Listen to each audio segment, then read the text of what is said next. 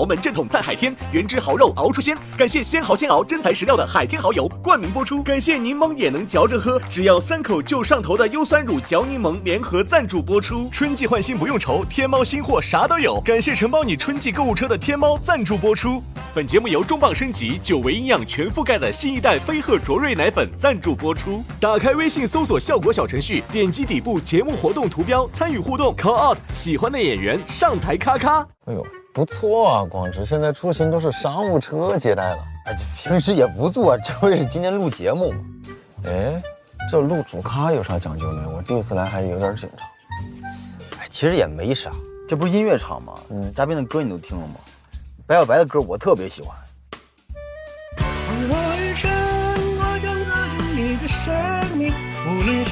哎，就这首，谢师傅，这歌我熟，短视频老刷着。哎，师傅，这是腾格尔版的吗？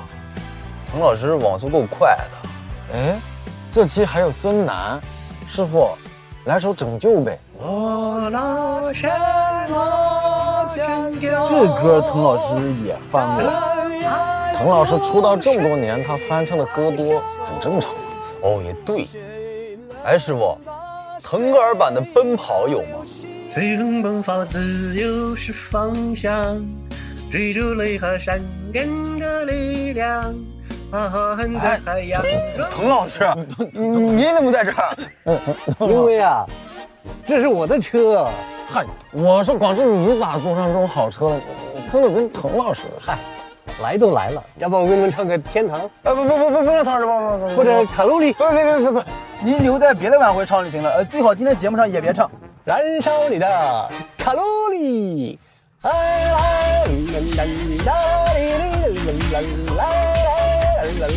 风雷炮中起，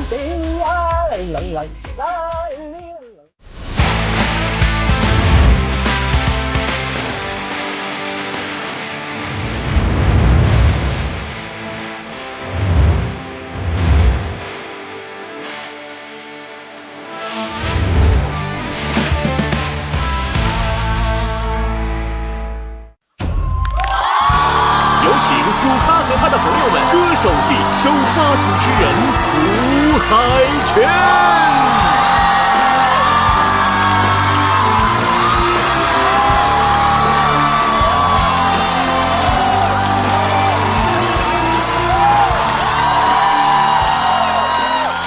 欢迎来到主咖和他的朋友们歌手季，我是本期的首发主持人海泉。哎呀，说实话，站在这个位置，我心情特别复杂。以前呢，做主持人啊，手里拿个手卡，任务呢就是报幕串场，偶尔还瞟两下嘴，然后呢被身边的何老师调侃。所以呢，今天呢，如果没有何老师在呢，我还是会有些紧张的。于是呢，今天来这之前，我特意邀请到了何老师来跟我一起主持我们这个主咖歌手季。话不多说，欢迎我的搭档何老师。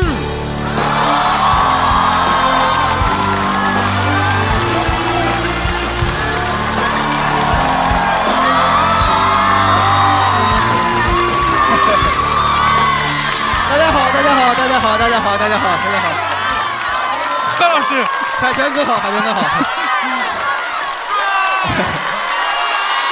我是何老师，你们好，海泉哥好。身边有了这个何老师哈，何老师春节发生了什么？吃胖了一点，吃胖了点。身边有了这个何老师，我熟悉的感觉真的又回来了，灯光、心跳，连呼吸到的每一丝紧张的空气都那么真实。好的，海泉哥啊，那就有点生硬哈，快给观众介绍一下本期歌手季的改版亮点吧。好了，本场竞演的形式呢非常的特殊，为了解决观众怀疑歌手修音和直播事故太多这2个大难题，我们决定本场既不唱歌也不直播。对，全程录播，就这么先进。而且呢，歌手们呢将用无伴奏、无旋律的形式来进行表演，从根源上杜绝被批评不好听的风险。但是有提词器。那一切准备就绪，主咖和他的歌手朋友们特别版录制正式开始。好，首先呢，请允许我介绍本场的大众听审代表。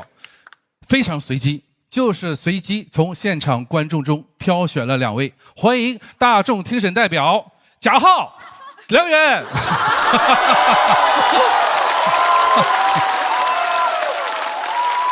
接下来，让我们正式介绍本场歌手的首发阵容。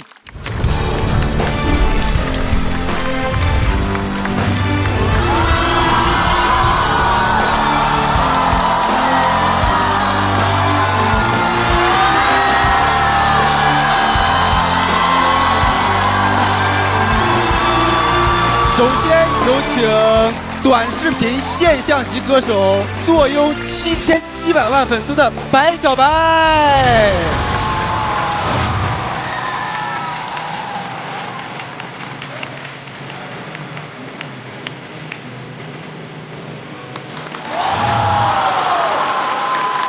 接下来是来自河西走廊的神秘力量，世纪音乐歌者卓莱女。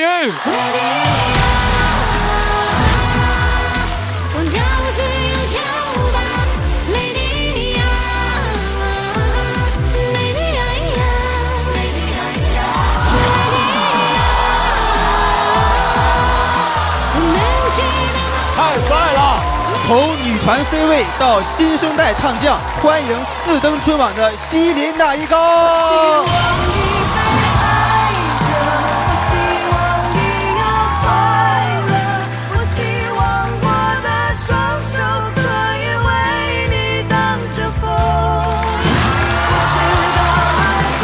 接下来登场的是一开口就是万里草原魔性翻唱的鬼才腾格尔。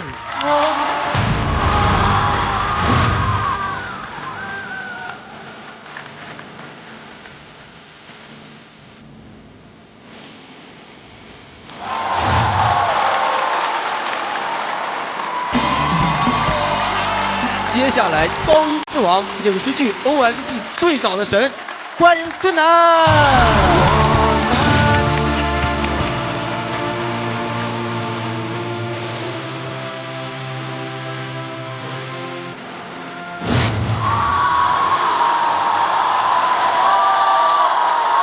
好，最后有请本场踢馆主持人张绍刚。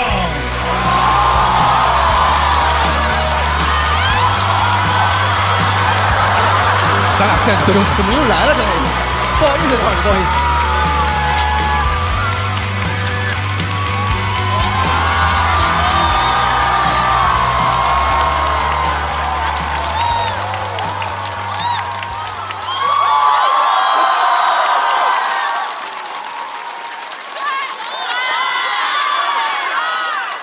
什么踢馆主持人？我是这个小破节目的指定主持人。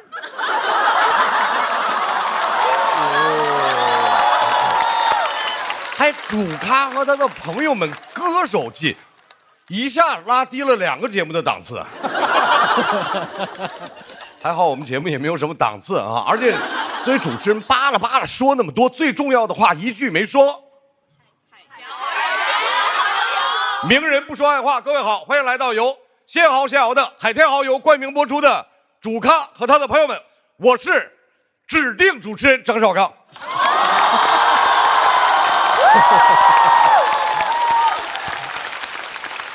这期的主题叫音乐听谁的？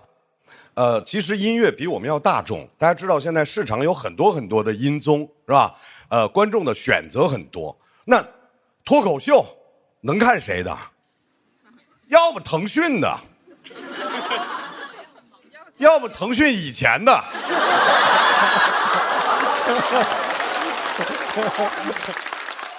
你看最近我们那宝藏被挖的啊，音乐也有很多宝藏。我真的是把大家当朋友，跟大家交心啊。我想分享一个我的音乐宝藏，一个小众歌手，跟大家来分享一下。毛不易老师有一首歌叫《等自己》。那首歌里面和毛老师一块儿唱的，大家可以搜一下看看。哦，没手机哈，那不用搜了，就是我。你不用管唱的好听不好听，你就说小众不小众啊。说自己不是为了夸自己，咱们叫抛砖引玉。嘉宾就是那些玉。我们今天这一场是本节目开始以来录制嘉宾最多的一场，就有一种节目组害怕预算花不完，省下来的钱得做第2季那种感觉。来，先看 VCR。华语乐坛出事儿了。有人这样说道：一边是流水线生产的短视频音乐大行其道，够不够魔性洗脑，有没有梗，能不能拿来拍变装转场，似乎成了评判歌曲的标准之一。另一边，成名歌手们想要维持曝光，往往上音综贩卖情怀，反复翻唱老歌。而就在那些坚持做优质原创的音乐人苦苦寻找听众时， AI 音乐却已经悄然崛起。怎么办？怎么办？这些问题，本期节目都解决不了。都解决不了，说它干啥呀？我们只能请来一些不同类型的音乐人，用他们并不擅长的脱口秀的方式，让大家快乐，尽量快乐几分钟。首先来说，老牌实力唱将孙楠，有很多虽然有点过气，但当年真的很经典的作品，比如《拯救》、你快回来、风往北吹等等，也贡献了很多经典名场面。没错，你知道我想说什么。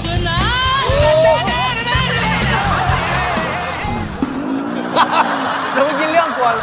以及在《我是歌手3》上突然退赛，所以我决定放弃下一轮的歌王争夺。帮汪涵贡献了救场名场面，说要把机会让给弟弟妹妹。我想让我的弟弟妹妹们呢，能够继续向歌王冲刺。这一让就是7年，可能是没熬过7年之痒，他嗓子痒了，又在歌手2024回归，跟弟弟妹妹们又争又抢。虽然自己身材暴瘦，看起来很清爽，但又因为唱功很牛，唱法很油，被说是牛油型歌手。之后就奖励自己上综艺，跟登陆少年组合玩游戏。果然，人年纪大了，干什么都很心酸。另一个想靠近年轻人的老艺术家腾格尔，来自草原的老百灵鸟，一首《天堂》让大家记住了他独具一格的唱腔。年轻的时候还搞摇滚，当啤酒协会主席，也算是个斜杠青年。直到把《隐形的翅膀》唱成了《钢铁之翼》。我知道，我一直有双隐形的翅膀。他一发不可收拾，感觉想把所有歌都在他嗓子里过一遍。燃烧你的卡路里。原来草原的原是2次元的原。另一位民族风的音乐人者来女，因演唱游戏《黑神话：悟空》的主题曲进入大众视野，也因此作为接榜歌手上了《歌手2025》。但相比作品，大家貌似更关注她这个人，有很多马甲，是者来女，是曹雨涵，是曹孟菲，是李翠霞。但最后为什么叫者来女，想必一定有很深刻的寓意吧？对此她是这样说的：者呢，我就会觉得是一个受人尊敬的人；者来呢，就是来啊来啊来。然后我是个女孩嘛，叫者来女。啥玩意儿？虽然现场表现神一脚鬼一脚的，给胡海泉都唱笑了，被质疑是录音室歌手，但对自己的高音很有自信。不管了，直接 Lady 啊！我表示我不服。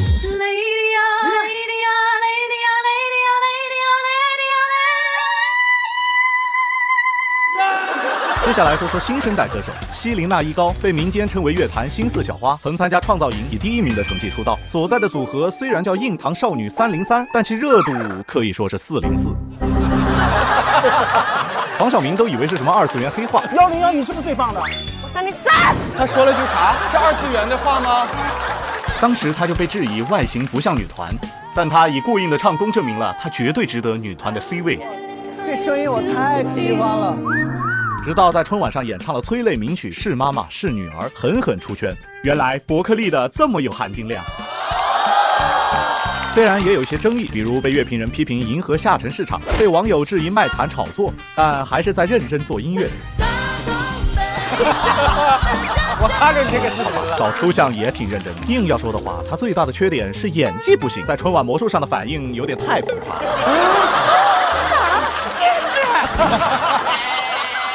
另一个新生代歌手白小白，可能是本场嘉宾里作品网络传播最广的。你也许不认识他，但你多少在吃席的时候听过他的歌。在短视频刚兴起的时代，就靠着一系列热曲狂揽全网7000多万粉丝。最近还上音综，因为跟乐评人梁元幽默互怼，再次出圈。有些时候这个批评也看缘分，没什么缘分，咱俩粉丝你也涨了。我这儿留言都是你咋没赶上呢？谁让你没赶上？你看你这么像呀，这人，哎呀，都让我赶上了。我是指他比较幽默，梁元一般。你们两个真的很有意思。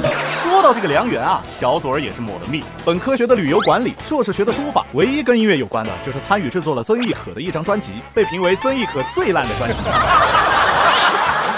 但还是以毒舌音乐人自居啊！我是希望大家能有机会多讨论讨论音乐。自称必须得说点真心话，频频锐评华语乐坛。吴克群装，欧阳弟弟差，华晨宇讨厌，邓嘉欣产品。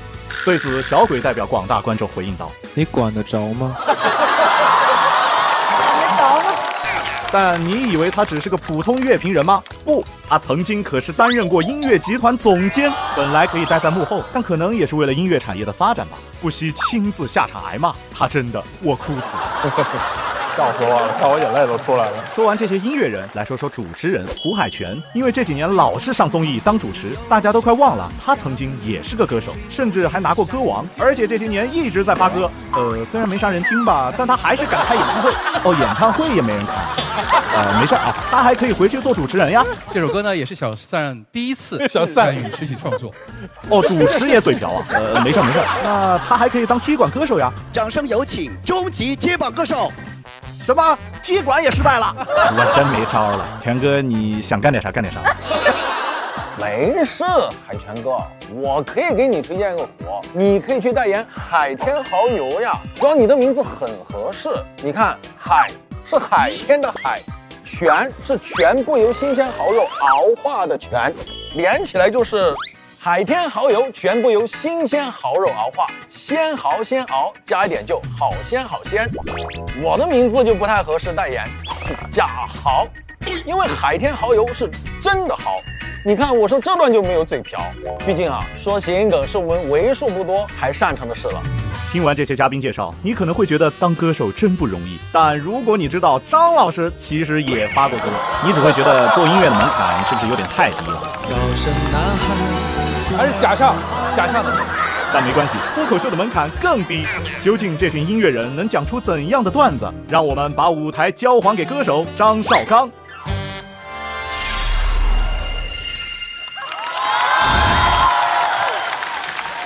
这期嘉宾比较多，我们先说最宝藏的3位啊，腾格尔、孙楠和胡海泉。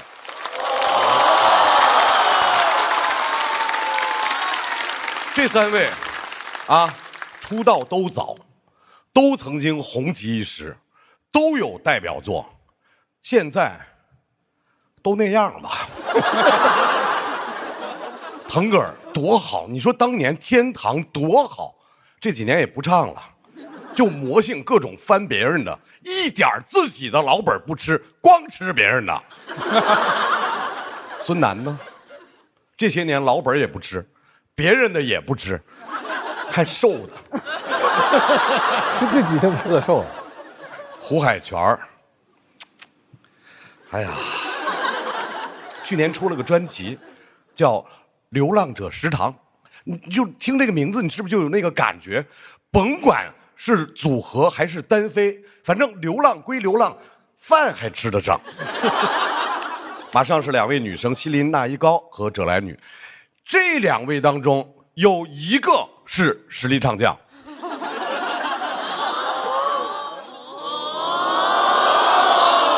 别瞎熬，你们觉得谁是谁就是。都擅长高音。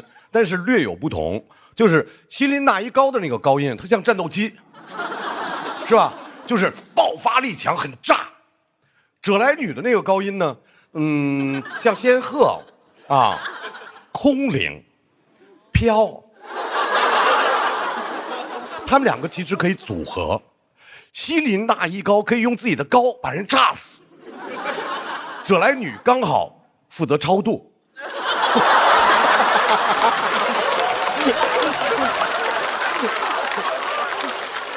然后是一对欢喜冤家，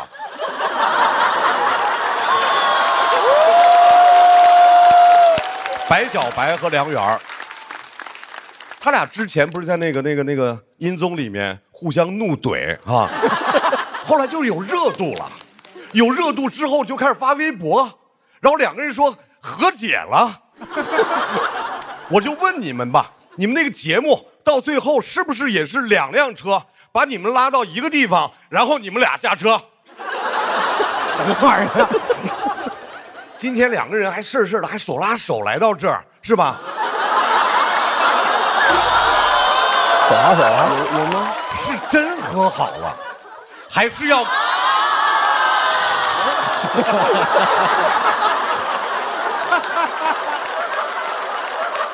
还是要故技重施？一会儿你们俩自己看着来，好吧？最后是我们的优秀的脱口秀演员广智和贾浩。大家记得广智之前上节目的时候，在节目里面羞于说自己的歌单，记得吗？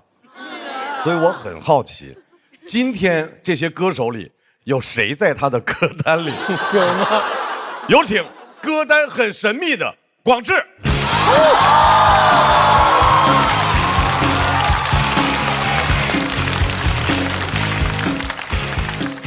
大家好，我是广智啊。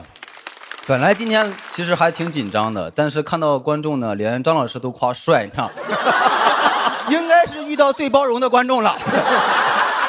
现在很放松啊。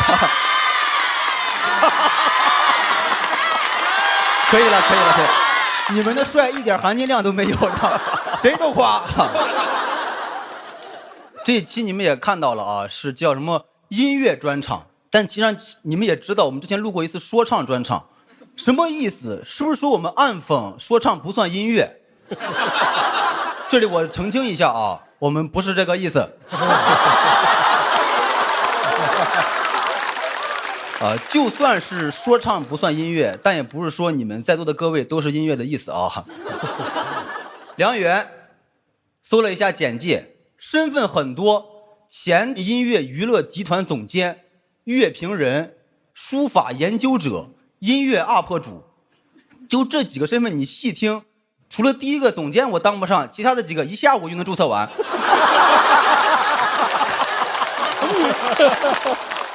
有时间就能当上，很明显梁元有大把的时间，这从侧面证明他那个总监不是什么正经总监，哪有这么闲的总监，都不如我们小区门口的托尼总监忙。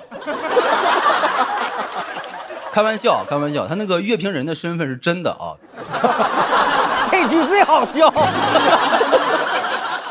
对音乐的点评其实是非常专业的啊，至少很有范儿啊。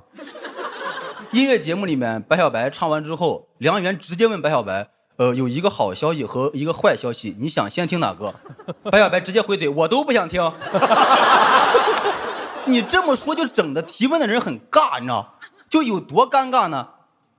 你能想象吗？相当于是梁元起了个大范儿，我赌你的枪里没有子弹。白小白对着梁元哐哐哐打了一梭子，你赌对了，现在没有了。不对，这可还行。今天看到他俩同时出现呢，我也有一个好消息和一个坏消息。好消息是，终于可以当面吐槽短视频热歌音乐性差土。坏消息是，这些歌我都特别喜欢。尤其是白小白，我可太喜欢了。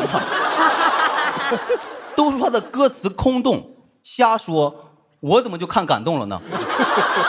不是，你们听听这歌词，我爱你就像风走了千万里，从不问归期。这哪是歌词呀？这不是诗吗？这哪是白小白？这不小李白吗？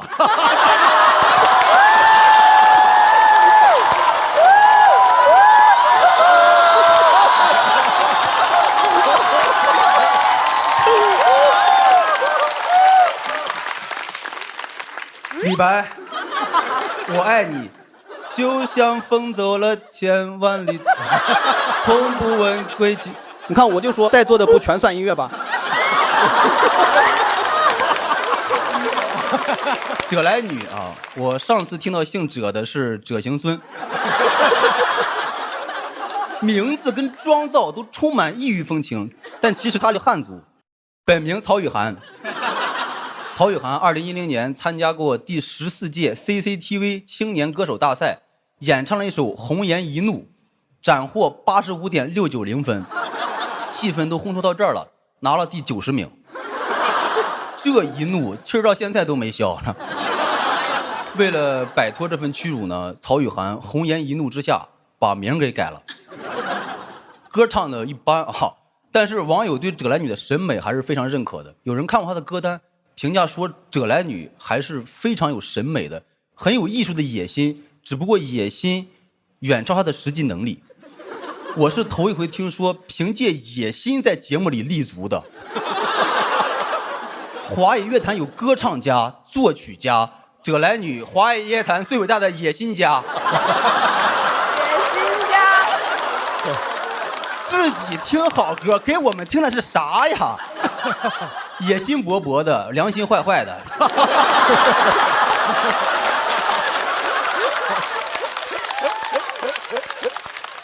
西林娜依高，我说还能这么起名字？西林娜依高，怎么把身体特征写名字上了？你要这么说的话，我应该叫何广智帅。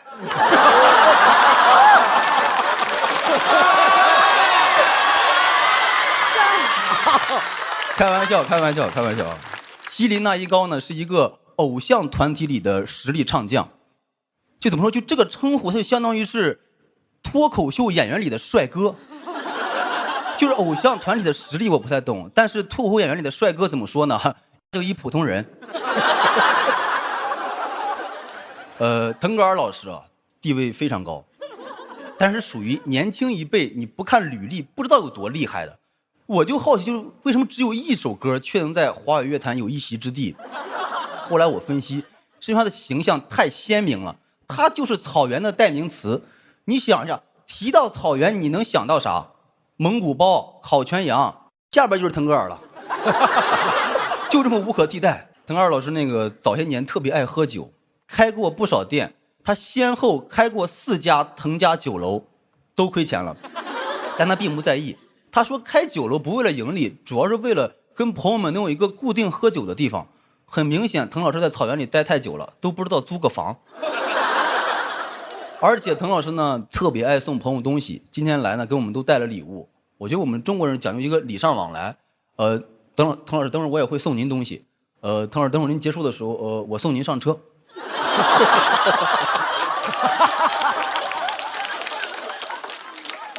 孙楠老师啊，汪涵的贵人。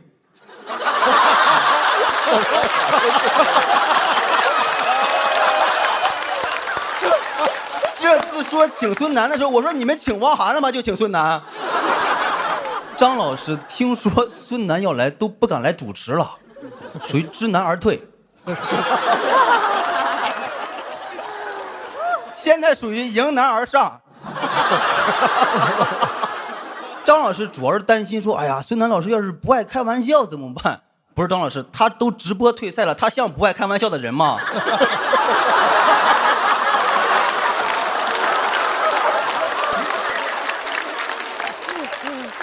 当然了，这是我对孙楠老师非常狭隘的第一印象啊。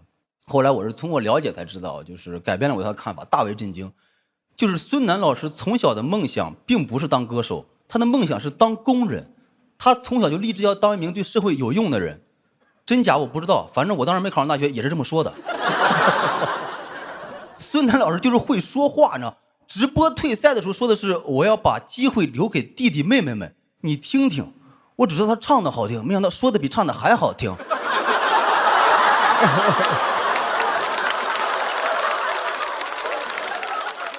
脱口秀的比赛我比到第5年才拿到冠军，我以前一直以为是我前4年不够优秀呢，今天才恍然大悟，原来前4年我一直在给弟弟妹妹们机会。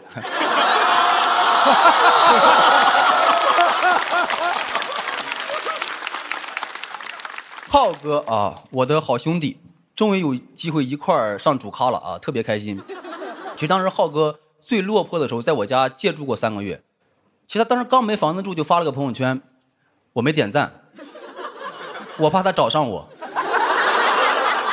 但他最后还是拎着大包小包堵到我家门口，我知道躲不过去了。这时候没有办法，我只能假装不知道这回事。我在那演，我说啊，为什么？为什么你没有房子住不提前告诉我？为什么专场卖不动票不告诉我？为什么没有钱不跟我借？为什么是你？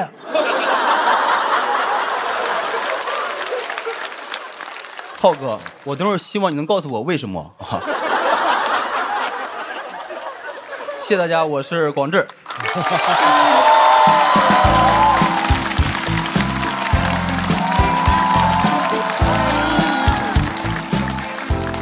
谢谢广志的表演，最后一段不好。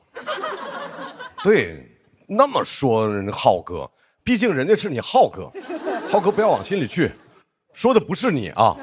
我知道，就不一定是你啊。马上要上场的，我尊敬的腾格尔老师。腾格尔老师前2年开过一个演唱会，演唱会的名字叫腾格尔和他的朋友们。所以当节目组去邀请腾格尔老师的时候呢，他自己在心里面换算了一下，说他是不是就相当于主咖，就问我们，那导演组肯定说是。老师您既然已经坐在这儿了，我就告诉您，不是。有请不是主咖，仅仅是朋友的腾格尔。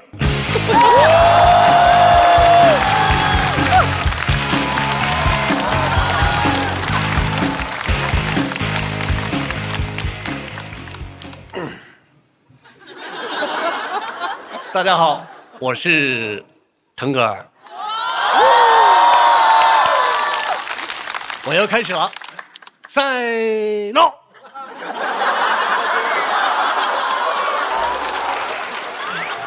开个玩笑，其实来这儿我很紧张，我不擅长脱口秀，我嘴笨，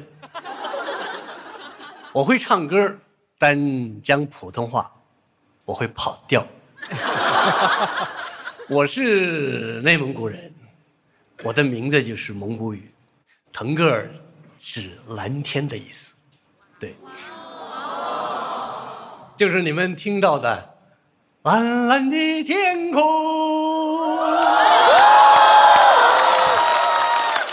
你们以为天堂是写给老家的，其实是写给老几的。爱你老几。这2年大家知道我不只有天堂，我还翻唱了好多歌，大家都听过吧？听过。钢铁的翅膀，哒哒哒哒；草原日不落，哒哒哒哒；雪老虎叫，父爱循环。我的2创把很多人创飞了，其实是张韶涵先动的手，是他先翻唱了我的《天堂》。网友那句话怎么说来着？你若毁我整个天堂，我必折你隐形翅膀。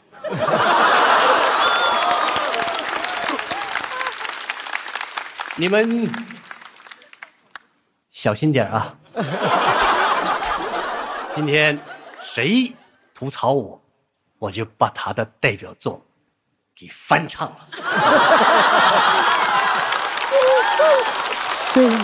太可怕了！吓你们的，你们哪有代表作啊？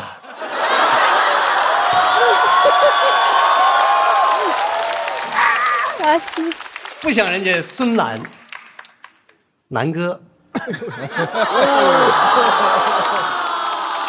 人家代表作可多了。最出名的代表作，就是歌手总决赛表演的那首《逃跑计划》。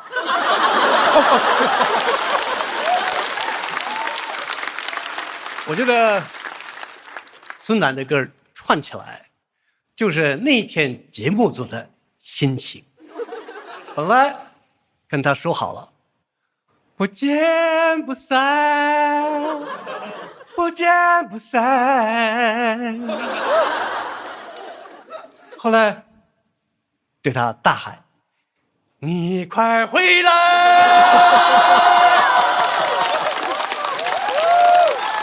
最后急的汪涵说：“我拿什么拯救。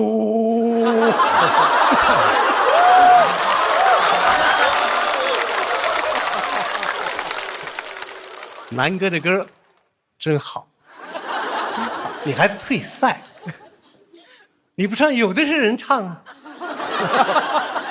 我的歌就很难唱。有人说天堂只有我能唱，我本来也不相信，直到我听到了胡海泉唱，确实翻唱的。哎呀，那个唱的呀，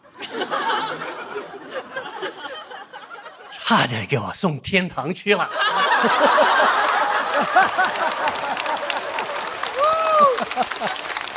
他自己 Q 了，他自己 Q 了。说实在的，听完有点生气，我也想对他的歌下手。结果发现，最近他也不怎么唱歌了，听说在做生意。生意我也做过，搞过餐饮，做内蒙古菜，黄了。我这个生意头脑不行，当时不知道牛羊肉能做预制菜。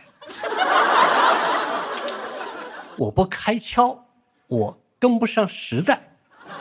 现在不仅菜能预制了，歌都能预制了。白小白年纪轻轻500首歌，口水听这么慢，年轻人太拼了，写那么多干什么呀？歌只要够好，一辈子一首就行了。蓝蓝的天空，清清的湖水。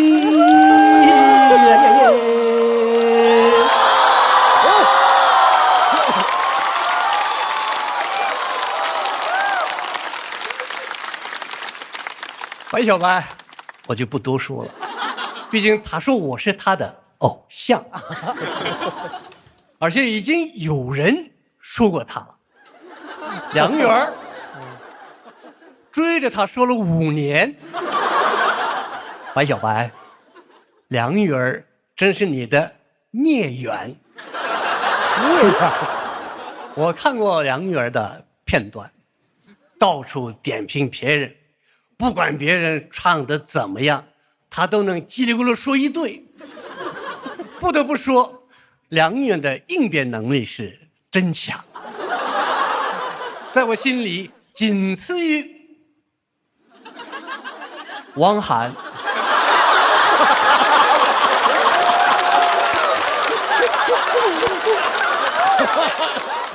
我跟你们不一样，我挺支持梁元这些乐评人，他们顶在前面装老登，招人烦，就没人烦我们这些真老登了。总得有人说真话吧，总得有人为乐坛发声吧，总得有人批评这些年轻的偶像吧。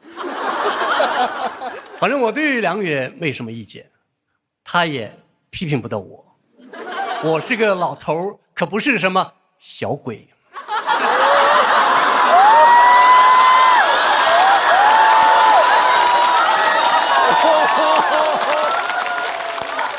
这来女，我是第一次见，他们跟我介绍说他唱过黑神话。为什么要黑神话？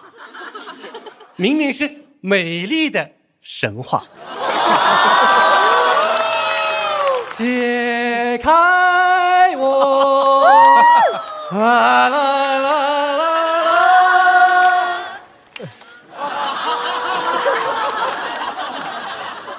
南哥的歌真好听，怎么又到我这儿了？你黑他干什么呀？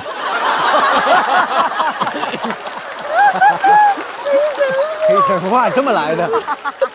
其实，哲来女跟我挺有缘分的，她跟我都上过歌手，他跟我都唱过《孤勇者》。他评价自己的音乐是清水炖羊肉，不用加任何调料。你的音乐我不评论，但是你跟我这个那么个汉子提起羊肉，那我可忍不了了。清水炖羊肉，你不得蘸料吗？啊？你不蘸吗？蘸吗？蘸呀！一最卑微的梦，蘸吗？蘸呀！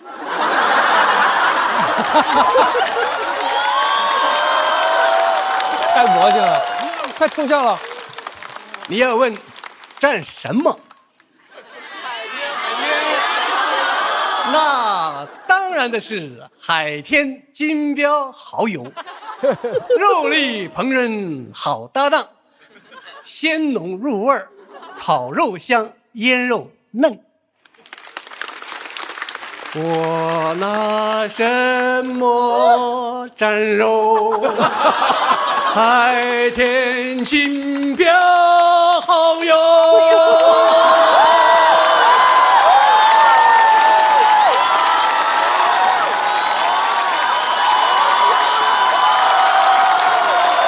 我说我的商务输给谁了？南哥的歌真好，真好用啊！西里那乙高，西里那乙高，西里那乙高，跟我一样是少数民族。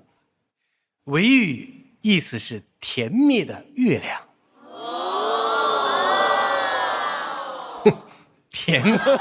甜蜜的月亮，那不就是月饼吗？月饼糕。听说他是伯克利毕业的，挺好。反正我心中最好的学校是天津音乐学院，因为培养出了腾格尔。都说我翻唱什么都变成了我的歌，但我觉得翻唱就得有自己的东西，有改编，有创新，才是好的翻唱，不然就是模仿秀啊。年轻人爱听我的翻唱，那正常。我理解年轻人，因为我也年轻过。腾叔，我当年也是酷酷的腾。这都能连上。年轻人还愿意听音乐就挺好，音乐听谁的，应该让听众自己选择。我就不指手画脚，我还是手舞足蹈吧。我看最近很多年轻人都在跳我们蒙古族的抖肩舞啊，你们不知道啊？就是那个。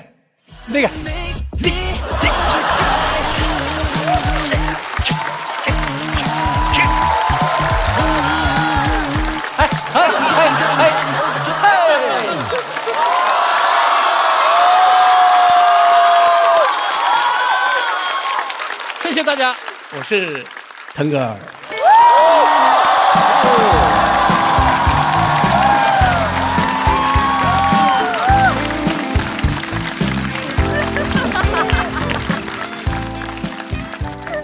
腾格尔老师，您以后常来，我觉得您能把脱口秀打出一条新的赛道，就是不说光唱，真的演得太好了，是吧？再次掌声送给腾格尔。下面马上要上场的是胡海泉老师。开场的时候我提到了他的新专辑，他的新专辑叫《流浪者食堂》。我必须要再给海泉哥宣传宣传，太可怜了，真的发行半年了，现在在豆瓣上还是零人想听。真的，各位朋友，你们帮帮忙，去点一点想听，想听就行，不用听。有请零人想听的胡海泉。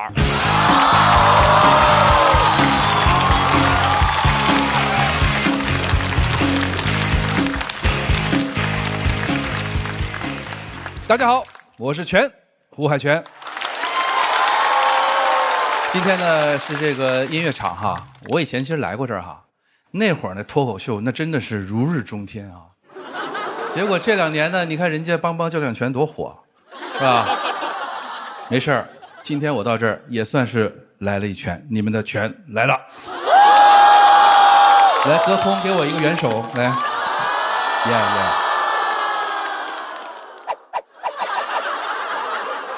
，OK， 今天现场咖不大，人还挺多啊。6个歌手，1个乐评人，有搞音乐的，有搞音乐的啊。搞音乐。然后呢，我们南哥和滕老师再加上我呢，我们仨唱的那些大家熟悉的歌呢，比其他嘉宾年纪都大。算得上是3棵常青树了啊！如果我们再凑2棵，咱们就5棵松，直接开演唱会，对吧？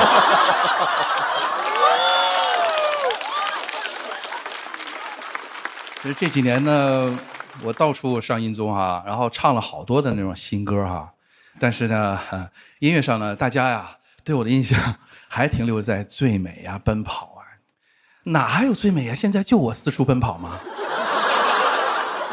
其实啊，我刚才说了啊，很多人呢说我那歌老哈，我那歌老吗？我1998年写的歌，那一年我妹希林刚出生，你们是说她老吗？对吧？但是我确实现在不太年轻了哈，这个最近稍微奔跑2下，然后就点深呼吸，然后这个稍不注意呢，就得去医院拯救一下啊，搞不好呢就直接奔天堂了。但是咱们腾格尔老师真的厉害。酷酷的腾，唱什么歌都能唱出腾式的感觉，而且他自己的歌也真的有特色。就是我特别好奇，咱们腾老师当时录音的时候是怎么录的那个歌啊？就是那个冷冷的天空，静静的湖水，这录的时候是不是踩电门了？而且还是那种电压特别不稳那种。从音乐类型上来讲，您这个属于民族电音。其实这个有点瞎说啊，我是在模仿乐评人，啊，梁元，你们平常是不是也这么工作的哈？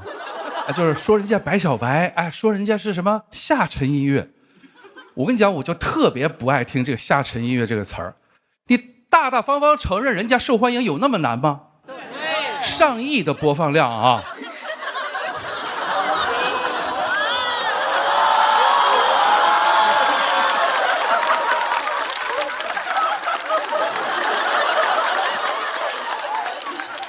下沉，那相比之下，我最近这2年也太高高在上了吧？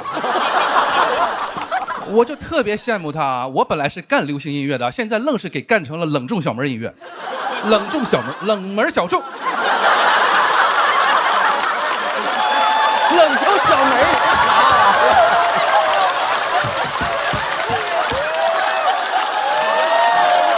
非要当主持人，非要不让你给高兴上了。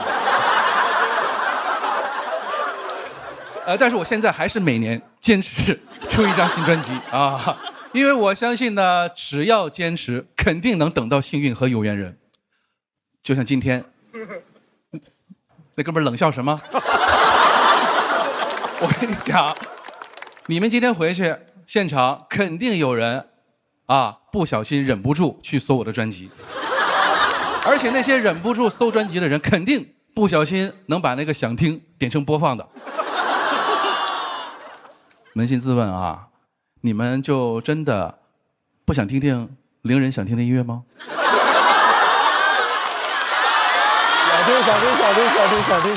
小听。还说乐评人啊，人家乐评人啊，起码是听歌的哈，就是跟我们歌手是共生的。就我们不出歌，你怎么听歌啊？然后你不听歌，你怎么评价我啊？对吧，梁元？这个我这次来，我觉得你应该不知道怎么评价我。不然我考考你啊，维也纳的冬天和软饭不配菜，哪一首是我写的，哪一首是白小白写的？其实特别简单，软饭不配菜这么接地气的歌名，那一听的就是我的歌啊。对，好了，说了白小白厉害，人家真是坚持过来的啊！同一首歌能坚持出7个 DJ 版，然后就出了500多首歌，2300多万人点了想听。我想对那2300多万的朋友说，扪心自问一下，你们是真的想听吗？我宁愿相信这2300万人都是不小心点的。开玩笑啊！来说说我妹啊，西林，我们真的很熟。然后之前我们俩还合唱过一个破圈的歌，叫这个《唯一》，真的非常优秀，连续4次登上春晚舞台。而且我们有一次啊，在录节目后台哈，他亲口跟我说啊，他儿时学会的第一首哼唱的歌就是我写的《最美》。哎，懂音乐，更懂人情世故。我妹西林娜依实在高。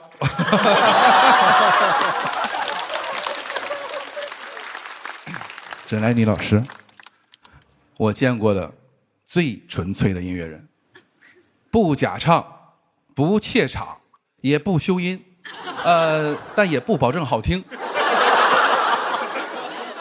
如果我是你的制作人，我也会这么干哈，就是把你那个长处啊变得特别特别长，然后把那个弱点呢包装成特点啊。之前你在那台上唱歌的时候，我们在那个台下听笑了啊，其实没有别的意思，就是觉得你特别幽默。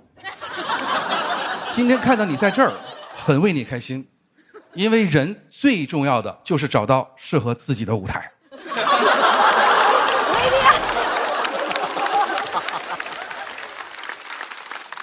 我叫了30年的南哥啊，南哥孙楠。我之前说啊，白小白是孙楠的接班人，只有南哥这种行业里面有口皆碑、高风亮节的人才需要接班人。南哥呢，在行业里面那真的是没得说啊，当年退赛，说是给弟弟妹妹们机会，那我现在就问问你们，大家记住哪个弟弟妹妹拿冠军了？还是记住他退赛了，对吗？但最后那届冠军也确实是他妹妹，1971年出生的韩红妹妹。这事办的高风亮节，点个赞啊！好了，做个总结哈。哎呀，做了音乐这么多年哈，其实就是2个字：坚持。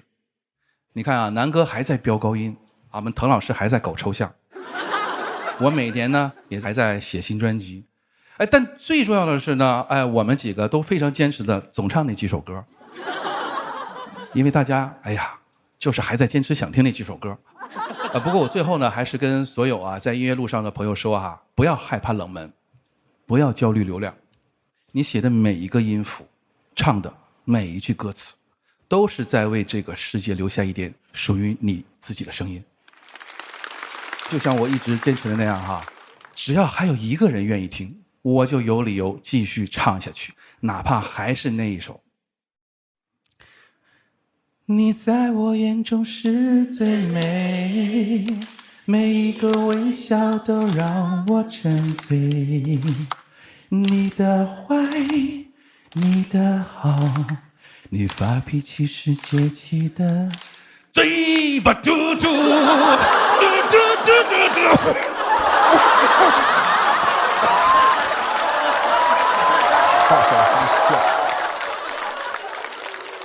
谢谢大家，我是你们的全爱胡海镇。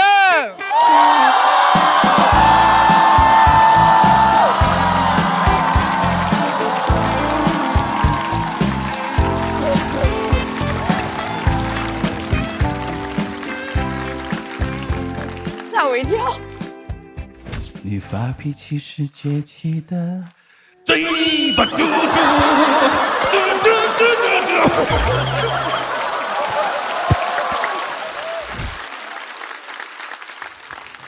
发现这些歌手来上这个节目，确实他们的行为都挺抽象的。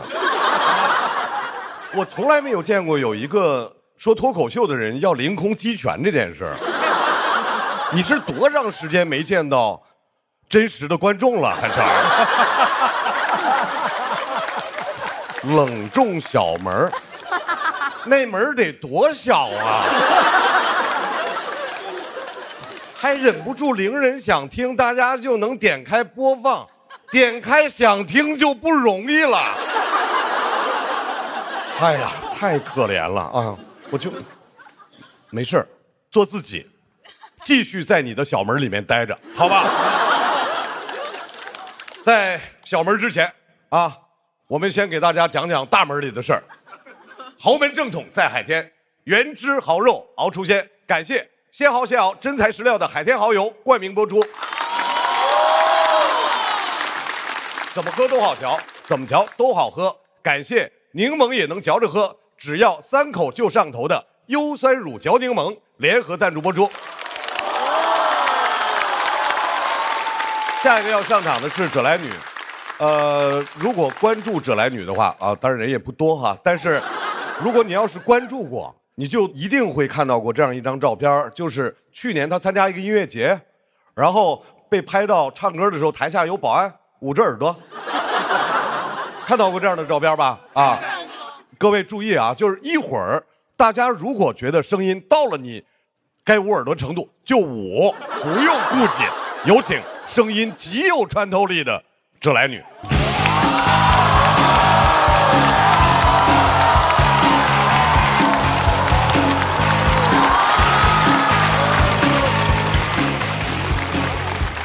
Everybody, hands up！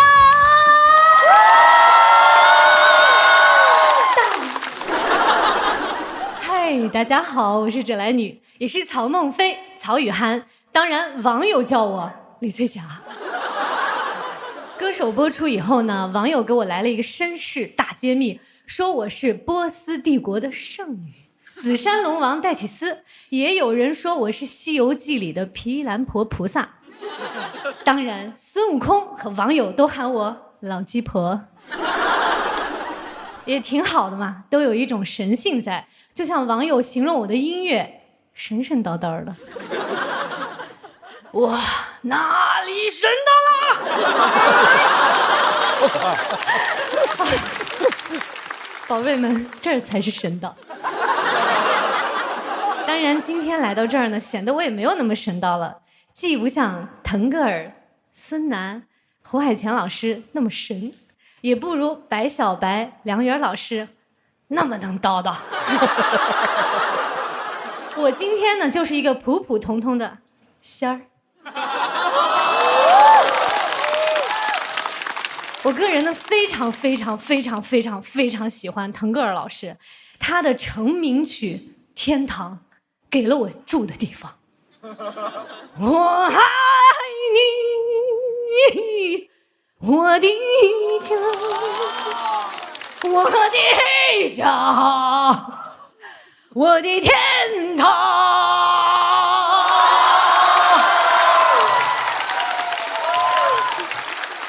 腾格尔老师唱得太好了，动人心弦，你们不觉得他很性感吗？什么？腾格尔老师唱歌就是要我的命，腾格尔老师就是我的王心凌，爱你。孙楠老师真淘气，随便就退赛啊！但他虽然是15年退赛，24年他也去参加歌手救场了呀。别人呢带着新歌就过去了，他呢带着新歌的双眼皮儿就过去了。他真是开个玩笑，孙楠老师。孙楠老师说不是歌的，我觉得也不是。他就是年纪上去了，那个眼皮儿下来了。孙楠老师的双眼皮儿岁月如歌。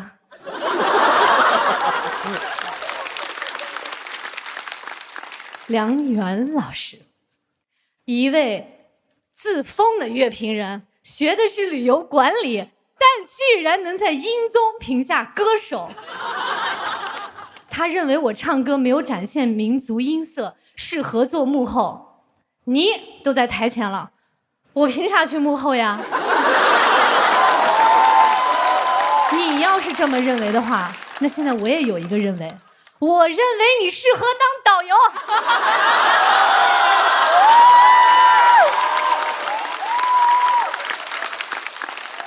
其实当导游也挺好的哈。吴克群就说过，好的乐评人就应该像导游一样，带着大家找到适合自己的音乐嘛。但是很难想象像梁元老师做导游是什么样的。他肯定会说，各位游客，今儿大家都白来了哈。今天我们的游览的都是些下沉景区。下沉。虽然这里有7700多万人游览过，但是这里空气差，风景丑，人文素质低，500多个建筑都像从一个眸子里刻出来的一样，建筑材料也单一，就是土。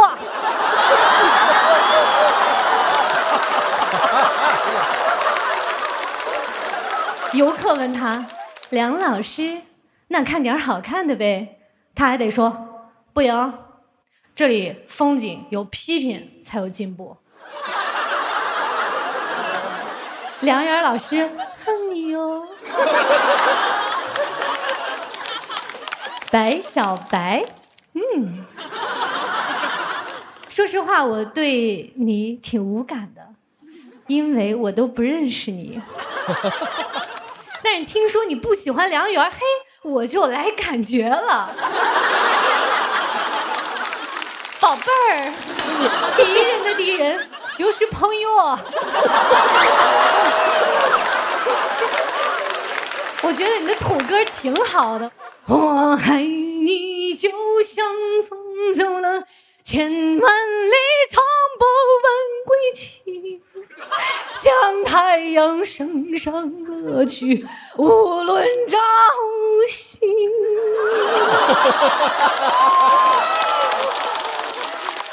这首歌词写得真好，适合我唱给腾格尔老师。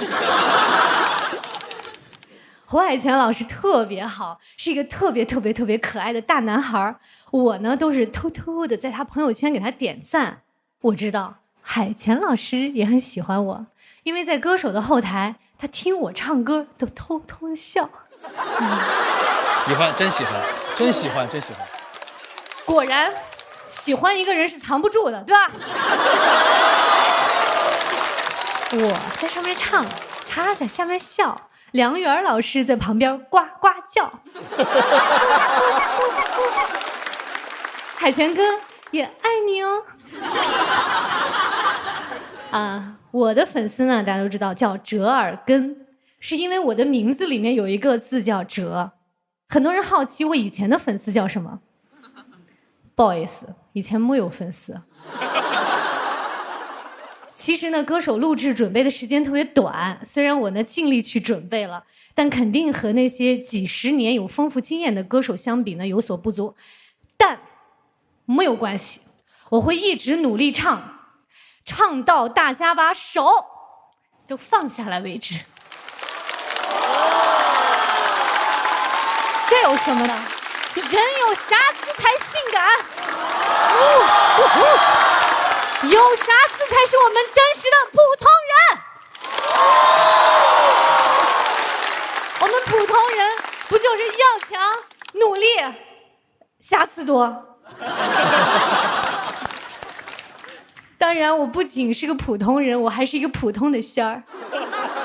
Lady 啊 ，Lady 啊 ，Lady 啊 ，Lady 啊 ，Lady 啊 ，Lady 啊 ，Lady 啊 ，Lady 啊 ，Lady。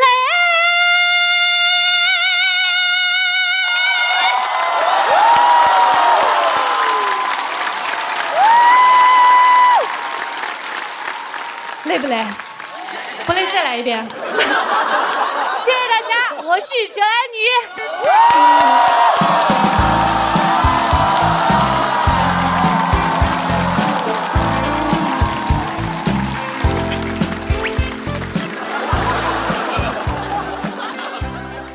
这个歌手场，这个每一个，我觉得腾格尔老师怪您，怎么上来就都这么唱？你们平时是真没演出机会是吧？而且折来女不要老说瑕疵，在生活里面有瑕疵是很正常的，人不能完美，但是音乐作品还是能修一下啊。你要老不修吧，他不是下面要上来这个人他会说你啊。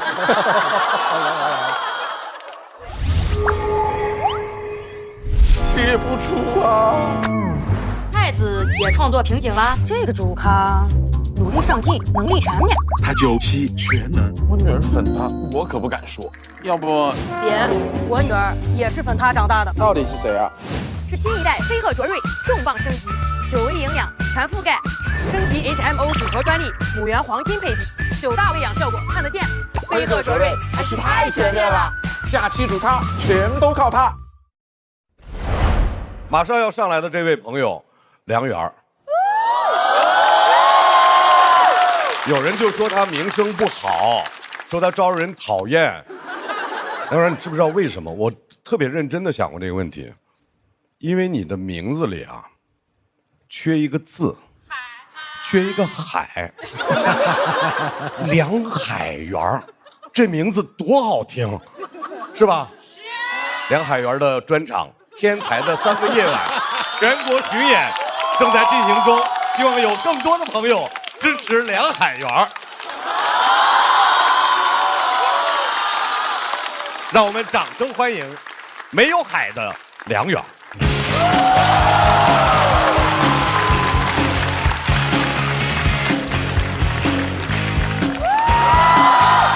大家好，大家好，我是梁媛啊，观众真热情。我参加过这么多的综艺录制，这是唯一一个台下真的欢迎我的。这我能感受到。一般都是这样，大家欢迎著名乐评人梁媛老师，底下观众，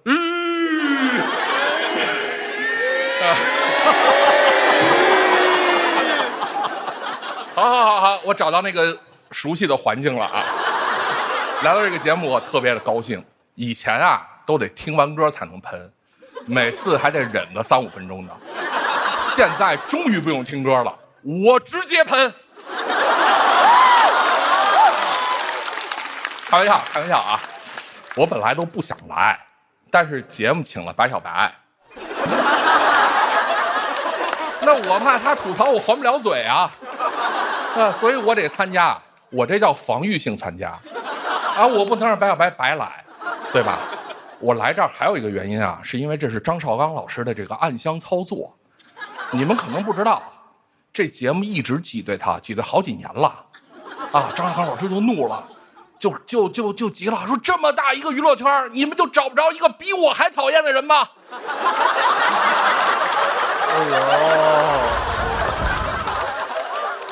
于是节目组就找我了，说这个张绍刚开心了。刚才后台我们俩还打招呼，绍刚老师说：“您可真是我的天赐良缘啊！”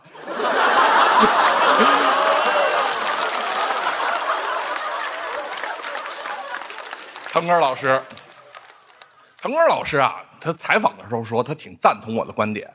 我是觉得呀，您赞同我，您倒是好好的上台唱歌呀。您不能，您对我的观点 say yes， 您一上台 say no。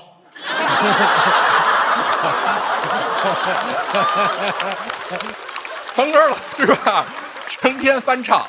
他这个翻唱啊，我给大家解释一下啊，就是用那个雷鬼的节奏。加上他那个粗犷的嗓音，大家马上就把原唱忘了。你什么成名曲都会变成腾格尔的再成名曲。白，你不是说现在歌不好推吗？我觉得你就等你的歌啊，让腾格尔老师翻唱，你的歌就火了。你也跟你公司说，以后你们就别买推广了，你就花钱买腾格尔。现在的很多人啊，都翻唱理解，啊，好听的歌啊，人都爱唱，啊，你像什么《隐形的翅膀》腾格尔版，啊，《无名的人》孙楠版，不好听的歌吧，他都没人愿意翻唱，比如什么呢？比如这个《最美婚礼 DJ 2026版》。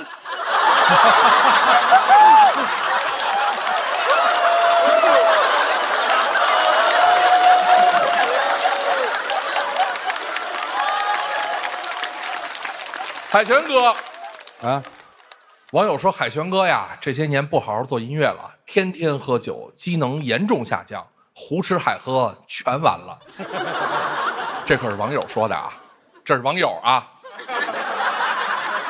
但是我觉得吧，这话也太难听了，对吧？每个歌手他都有不同的音色嘛，对吧？你看腾格尔老师，豪迈型，啊，孙楠老师高亢型，海旋老师酱香型，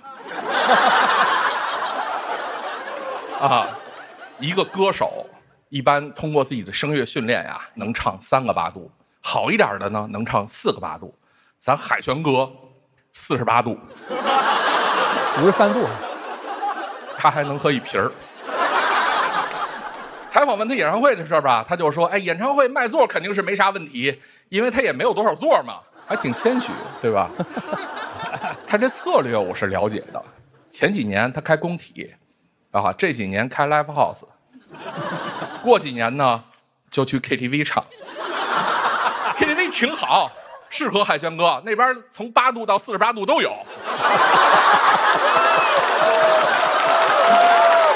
下手下手。现在网友啊吐槽咱南哥，说他唱歌的风格是 lay back， 经常掉拍儿。他这个唱法呢叫让2追3型的唱法，在舞台上显得非常的狡猾。一场演出呢，给那鼓手啊吓够呛。他是这样的，哎，突然掉，拍了又回来了啊，就这种掉了又回来，回来啊又掉啊，特别就像南哥这几年在华语乐坛的这种热度。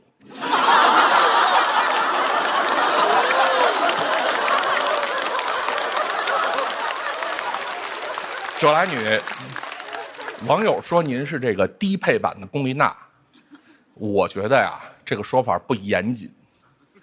严谨的说，舍来女啊，原来确实是龚丽娜合唱团的一员，不过这就是全部了。特别像什么呢？特别像龚丽娜老师的一根猴毛。网友说她本名呢叫李翠霞，刚才她辟谣了。我要叫李翠霞，我也得辟谣啊。那李翠霞是歌手吗？那不是白小白粉丝吗？我甚至感觉李翠霞的老公就叫张绍刚。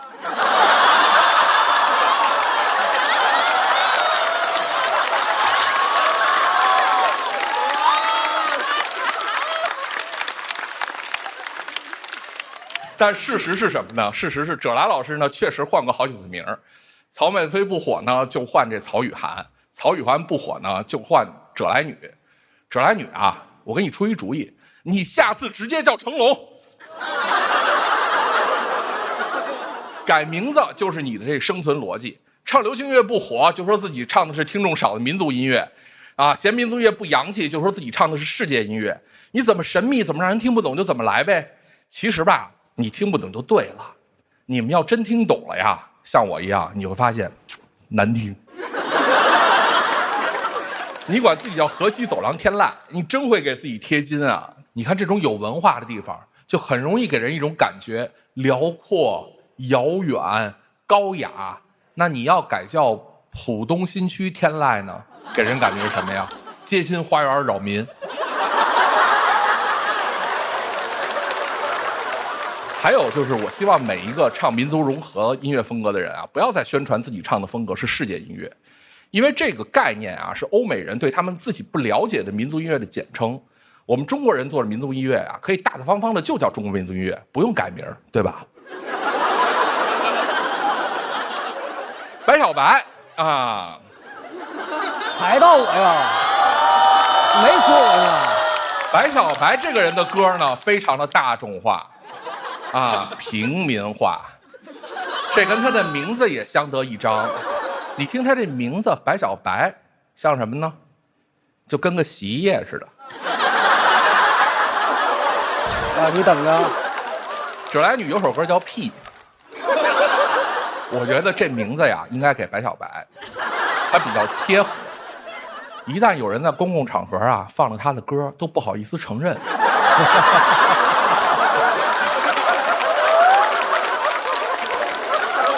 这节目不给麦克风啊，这节目。他怼不回去。哎，能闭你麦真好。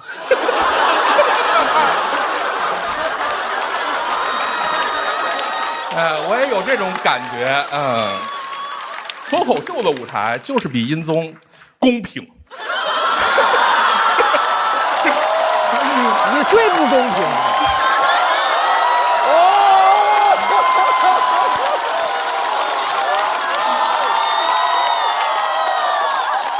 说老百姓喜欢的东西就是好东西，那我也是老百姓啊，对吧？作为一个乐评人，我的年度单曲是什么呢？是宝宝巴士的今天开始我要自己上厕所。哎，你们都会唱，也是你们年度单曲是不是？其实我在节目里问白小白啊，你的歌能引领你的听众去哪儿干什么？其实我觉得这问题也不难，对吧？我的意思是，你看我常听这些歌，能引领观众自己上厕所。当然了，白小白的引领还是很重要的，他给我引领了7700万人的差评。我现在对白小白的态度啊也改变了，我以前看不起白小白，被7700万人骂过以后吧，我现在啊对不起白小白。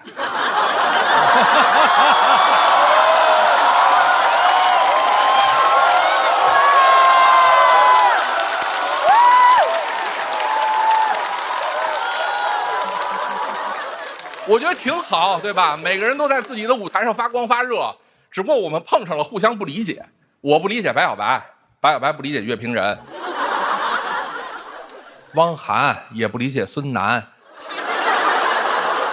张韶涵当然也理解不了腾格尔。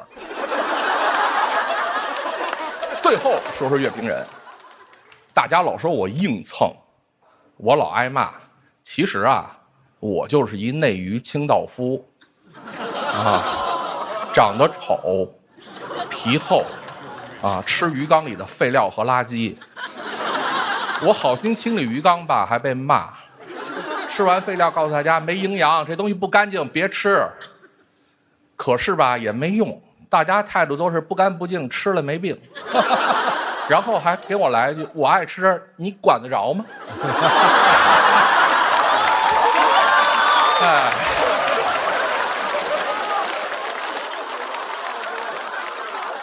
对待我们的态度啊，也和对待清道夫一样。希望我们这些外来物种啊，早点滚出鱼缸。但是啊，不管怎么说，听别人的话再难听，我每天还是得趴在鱼缸底下，翻个白眼儿，看着鱼缸上面，在那儿念叨：“那鱼现在怎么样了？”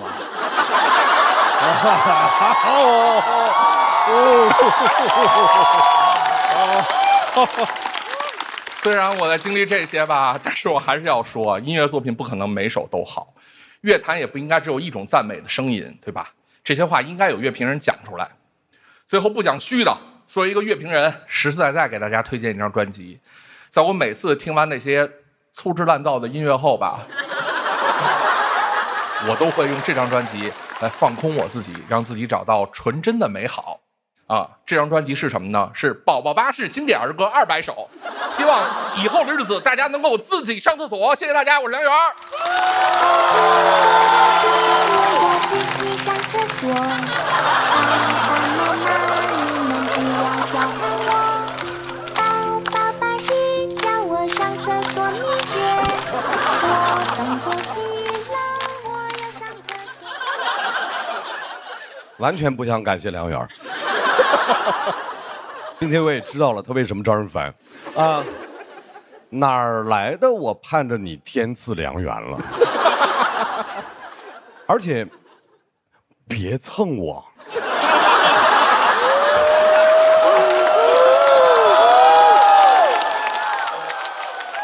不要类别，我现在是可爱路线。烦人劲儿的啊！懒得说他啊！马上我要介绍下一位要上场的朋友，白小白。给你麦，给你麦。刚才我在后场口还在说，我特别感谢白小白啊，因为在种地第1季的时候，结束的时候，我们有一个种地的感恩音乐会，当时是邀请了一些音乐界的朋友来帮着他们撑场子，然后当时白小白就来了，非常感谢啊。迟到了3年，但是非常认真的感谢。也有人当时就说，说的歌土，说和节目的调性不符，我真的完全不同意，怎么就不符了？土的歌是不是就得在地里唱？对吧？那他一来，那土地是不是更土了？而且就特别合适，听白小白的歌，啊，听完了之后干活都有劲儿。掌声欢迎，歌土人有劲儿的白小白。